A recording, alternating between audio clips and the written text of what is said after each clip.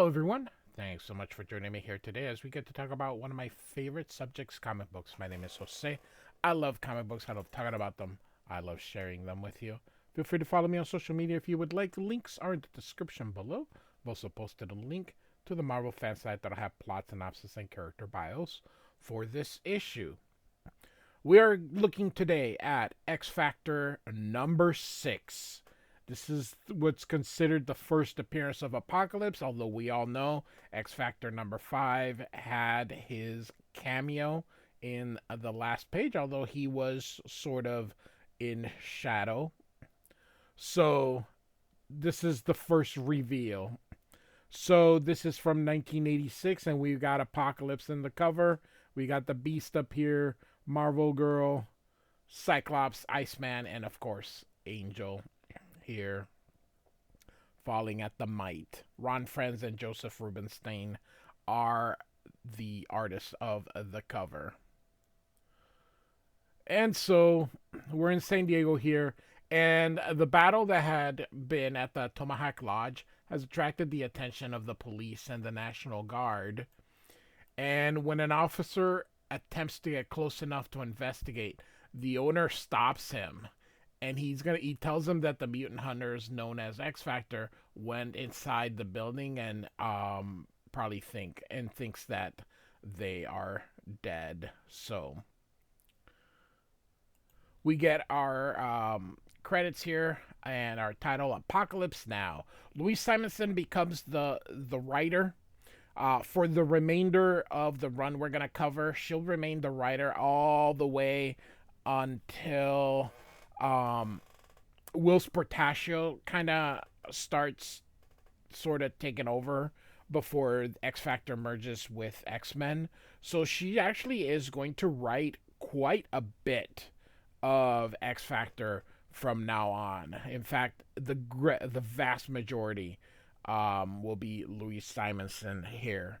Of course, Louise Simonson used to be Louise Jones, who was the editor of the X books. So now what's happened is Bob Layton is the reason Bob Layton left is because he was offered Iron Man again. So he's gonna go ink and co-plot Iron Man with David Michelini or Michelini, depending on how you want to pronounce it. And I actually have a playlist that does cover the Iron Man. So Jackson Guice remains the penciler with Bob McLeod as the inker. Editorial and colorist don't change. And another side note here: Jackson Guice will leave. As we all know, Walter Simonson, Louise Simonson's husband, will take over with issue number 10 here. So, all right. So if we remember on the last issue, the exterminators, which is basically X Factor when they're out of their when they're in their mutant outfits, I guess they've revived from the battle against the Alliance of Evil.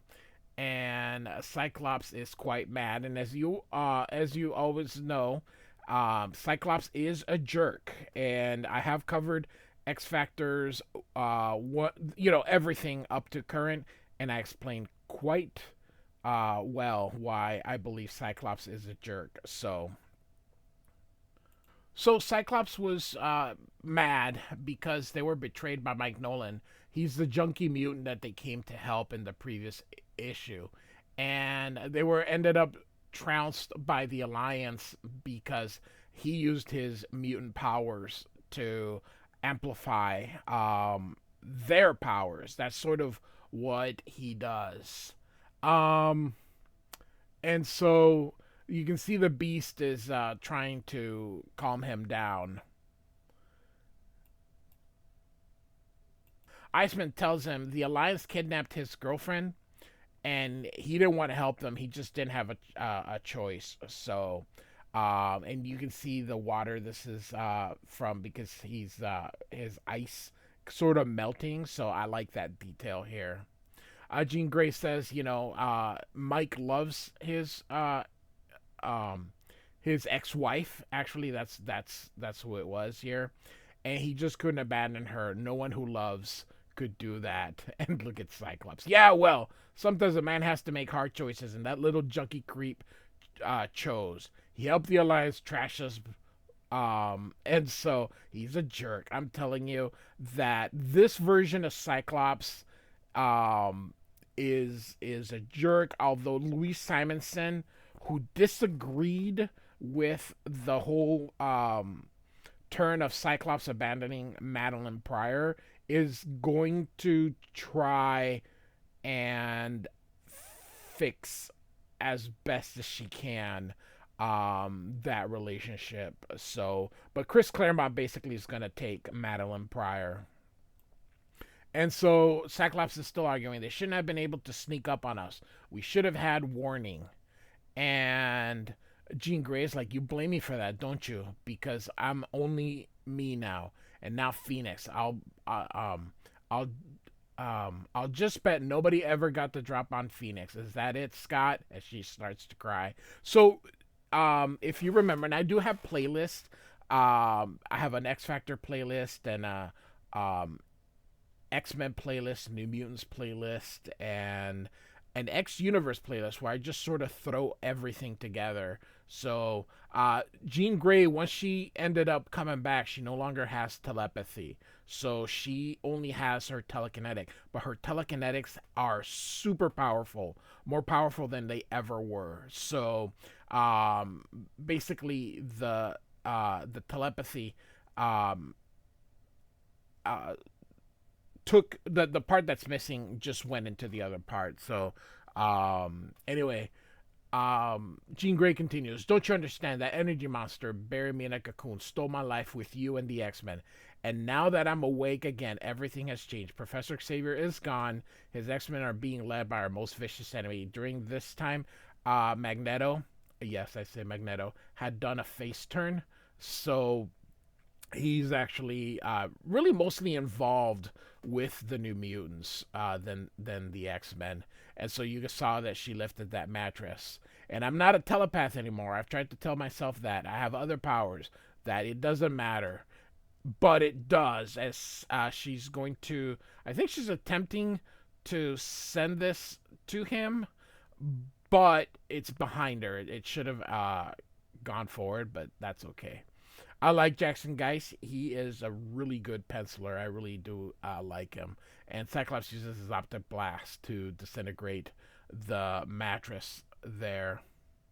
So Jean and Scott continue arguing, and finally, Angel is going to step in, and he has some feelings for her, and he says, "It's not you, it's Scott." So, and it is Cyclops.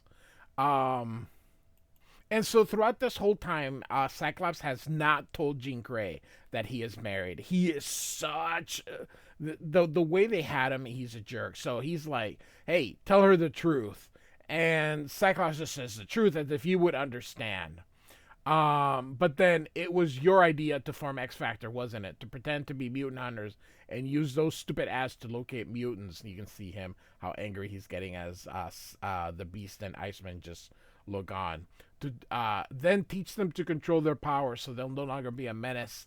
A menace, a society that I think it should say to a society that hates and fears them. And so we're getting a little bit of exposition here. That was very important. I believe new comic books should do that as well. But he's getting angry here. Paranoia that same X Factor ads are fueling, and so he lashes out at Angel here. So now Angel's out, and everybody sees him. So now their cover is blown. Everybody's seeing them, and it's time for X Factor to make a hasty retreat and get out of there before bad things start happening, as if they can't see them coming up in the in the roof here. Anyway, so they're concerned about the Iceman is concerned about the mess that the ice will melt, and Warren, of course, takes out money and tosses it in there. God, all right, and so Cyclops accuses him of showboating, and Angel says it's not like the hotel was in that great a shape, and so these two begin sort of flirtatious, and you can see Cyclops not taking it well. I think he wants both women, and so uh, our heroes are going to make an escape here. So we get a little bit of exposition about our previous issue, and we now turn our attention to Mike, who's right here with his ex-wife, and of course we've got Tower, Frenzy, Time Shadow, I think, and her name escapes me, but I'm quite sure that they'll probably make mention of it later. I think it's Stinger and Time Shadow. So, all right. So one of the things here I noticed is that they instead of calling him the master, then now they call him the boss, and he's there. Apparently, Apocalypse was said that he left the mutants at the motel, and they they believe that Apocalypse thinks that X Factor will show up there, which of course he will. And Frenzy also not only she's super strong, but she has a bit of a temper. So, all right. So Frenzy asks if there's a connection between X Factor and him, and he's like, there is no connection. And they're like, please let Susie, that be his wife, go. She tried to help me that kick the habit out of. She believed in me. Uh, I'm not worth what it is done to her. I'm not. And of course, they call him addict. Your lover has escaped permanent injury so far, but she is in danger, Michael, unless you cooperate. And she just kicks him away. And of course, I don't know anything. They just wanted to help me. They please, I need a fix. Gotta have. And she kicks him here. You're a two-time loser, little man. A mutant junkie, says Tower. You ought to have no problem betraying your new pals. You did once already, didn't you? Now, who are they? Who are they, says Tower. And then he's about to tell him, and of course he says they're mutants like us. They banded together to fight mutants like X Factor. They drove them off. That's all she know. That's all I know. And so, um, and so Time Shadow says, was it a coincidence they showed up? And Mike's like, yep, a coincidence. Of course, they don't want to give him drugs because the drugs block his ability to increase their powers, and they don't want that blocked. So they know. And so they let him go because they Apocalypse ordered no harm come to him, and Stinger says maybe we should beat up on her. And so Mike's like, no, don't hurt her. And he just, you can see he's going crazy here. And so Tower's going to wake her up, and Stinger's going to zap her, and Mike's like yelling, no, stop, leave her alone. And of course, that makes their powers go super strong. You can see that Stinger, her lightning is going through, and you can see that it caused an explosion there. And it says here, while not too far away, X Factor is still arguing about Mike, but Angel sees that explosion, and so he's gonna go take a look. And Jean says, Angel's changed too, hasn't he, Bobby? Somehow he seems to fly higher than he did before. And so back in here now, you see that Mike is just supercharging the mutants here, and Time Shadow's phasing in and out. Stinger's just electrifying everything, and Frenzy is like, you weaklings can't deal with this, but I can. And so finally, Apocalypse. Oh, sorry. Then down here. And so she's going to beat him, and Apocalypse yells, you will do nothing. I like how they put their initials or their letter on their costume. That's such a thing. You appear to have forgotten my order, Frenzy, and much as I dislike it, you force me to repeat myself. Michael is not to be damaged. Whatever you did to cause this display will cease immediately. Even I have underestimated the strength of his power and his usefulness. Place him in the monitor machine. He must be quieted at once. And of course, we're about to see now Apocalypse. You know, we know so much of Apocalypse now, but keep in mind that this is in the beginning. So of course we don't know anything about him during this time, but Louise Simonson is really gonna show what a badass he is. So Frenzy's like, that will block his power. Why should I be weakened while this addict? And then Apocalypse says, because I have commanded it, Frenzy. And then punches her. Very nice punch. I love this panel here. Jackson Guice is a great penciler here. And he says, kneel before your master and know that if he chose it, Apocalypse could destroy you. And he continues on. For I control my body, rearrange and restructure its molecules as it suits me. Your strength, your vulnerabilities are nothing compared to the power of Apocalypse can summon.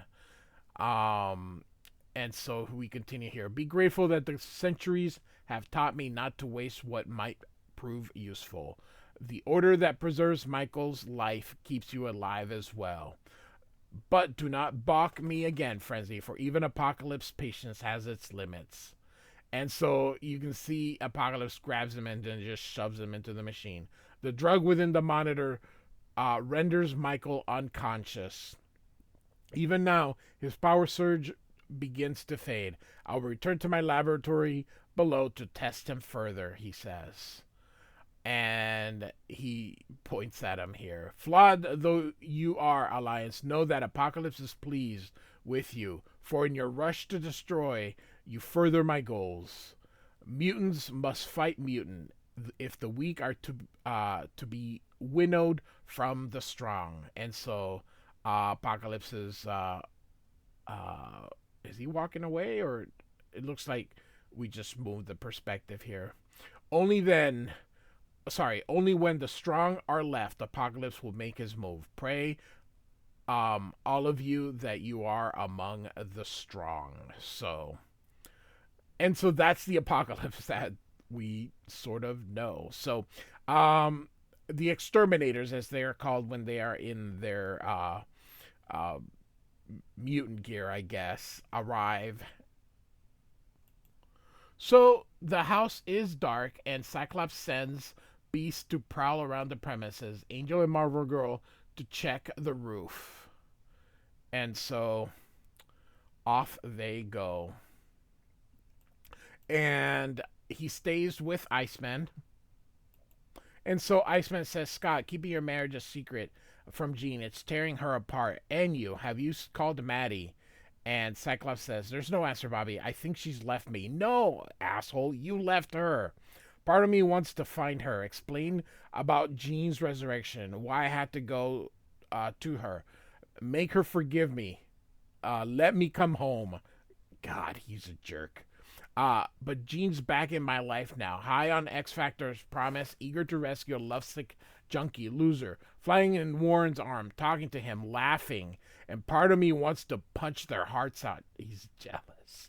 And so you can see he's uses his optic beams here. And then he stops and puts his hands in his head and says, I think I must be going mad. So he wants everything. So and Iceman says that Mike's a junkie, a loser, and then Cyclops interrupts him. He sacrificed himself for the woman he loved, while I can't decide who I love, so I'm sacrificing them instead. Hey, that is great. I'm glad Louise Simonson arrived to finally make things right. And so maybe we're the losers. Nobody, just you. We're sure not Professor X. How can we expect to do anything but train losers? Oh my God. So Jean and Warren are in the roof here, and she asks, Warren, earlier you said, with all I was to Scott. What did you mean was? So She continues, while I was asleep in that cocoon, Scott fell in love with the Phoenix, didn't he? I'm just a pale reflection of her, and it's eating at him till the very sight of me sickens him. That must be it. That must be it, she says. And Angel is like, she deserves a chance. Sorry. So here's your chance. She deserves to know about Scott's marriage, and you want to tell her. More than you've wanted anything in a long time. Why the sudden passion for truth, pal? Or is your passion for something else as they hold hands? Gene, you're selling yourself way short, and you got it all wrong. It isn't Phoenix, it.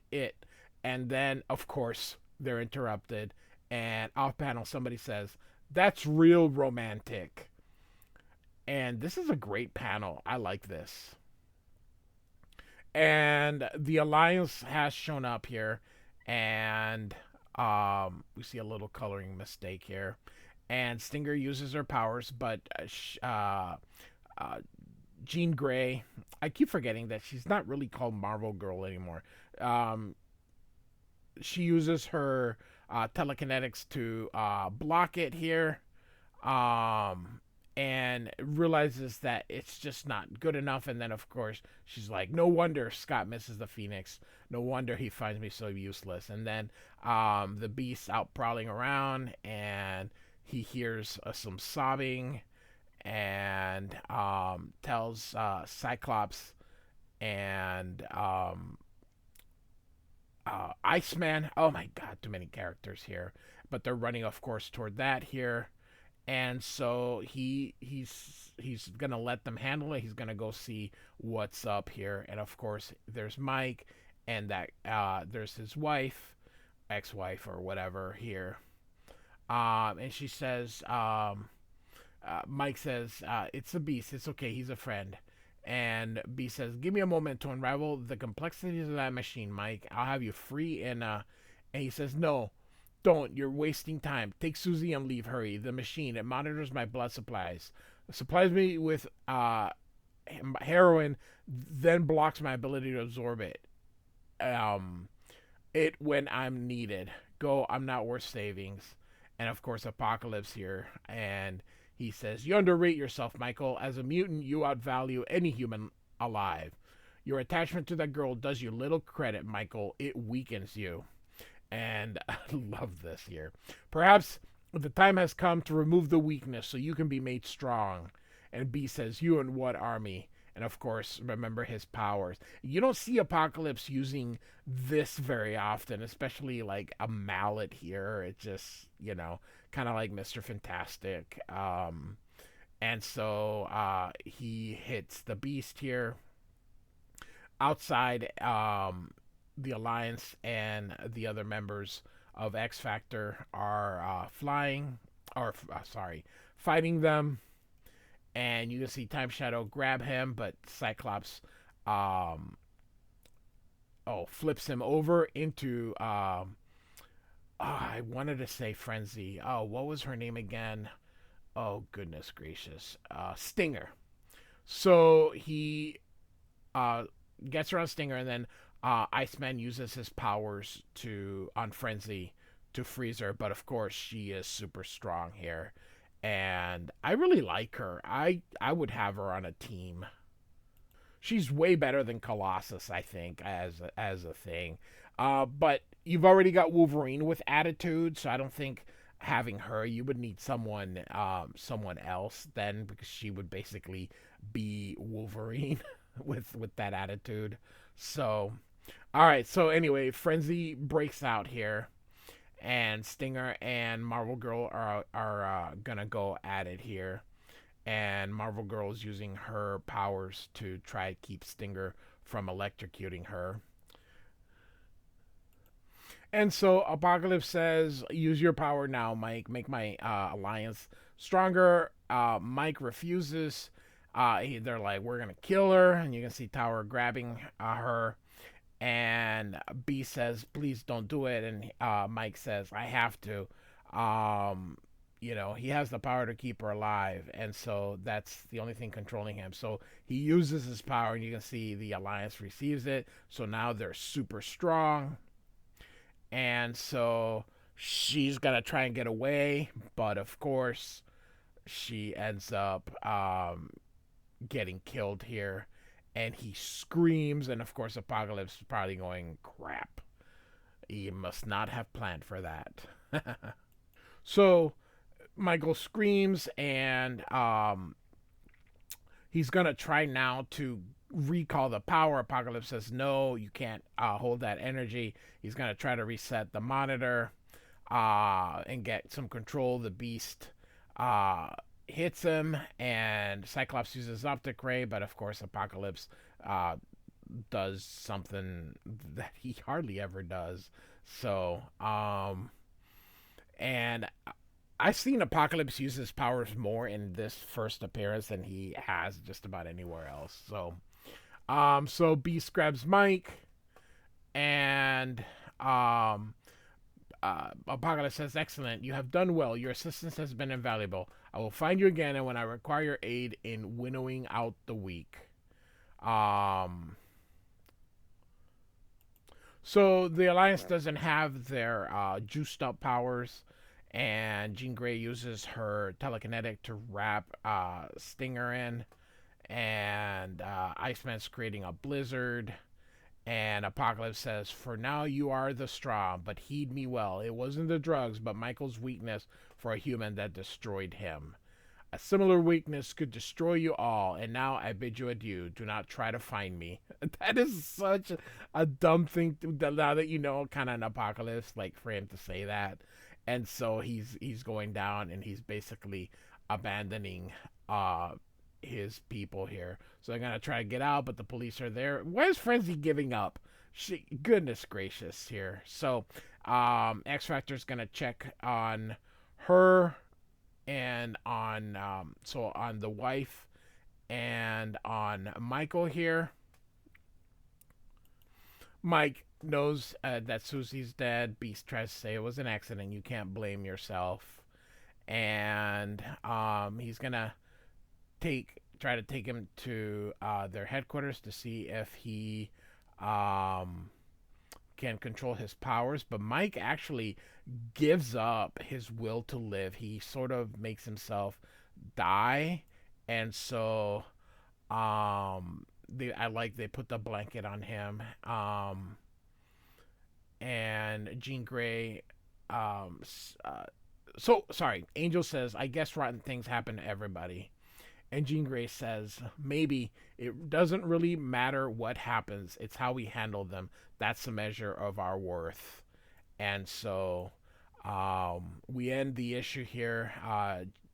So Jean Grey continues, looking at Susie and Mike, how he handled it, it makes my problem seem pretty small. And Angel says, come on, Jeannie, we better go. The police won't mill around out there forever. And Cyclops thinks here, didn't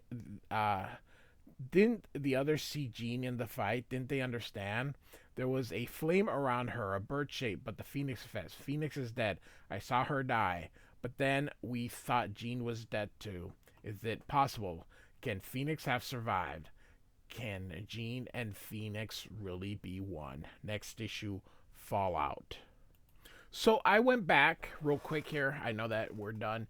This is what he means, and I didn't see a Phoenix effect. I went through the entire issue, and this doesn't. I guess this is what she meant, because there is no Phoenix effect anywhere else in the battle, and this is the lady getting zapped. And if you take a look, there was not, because I would have pointed it out, but there really isn't. So.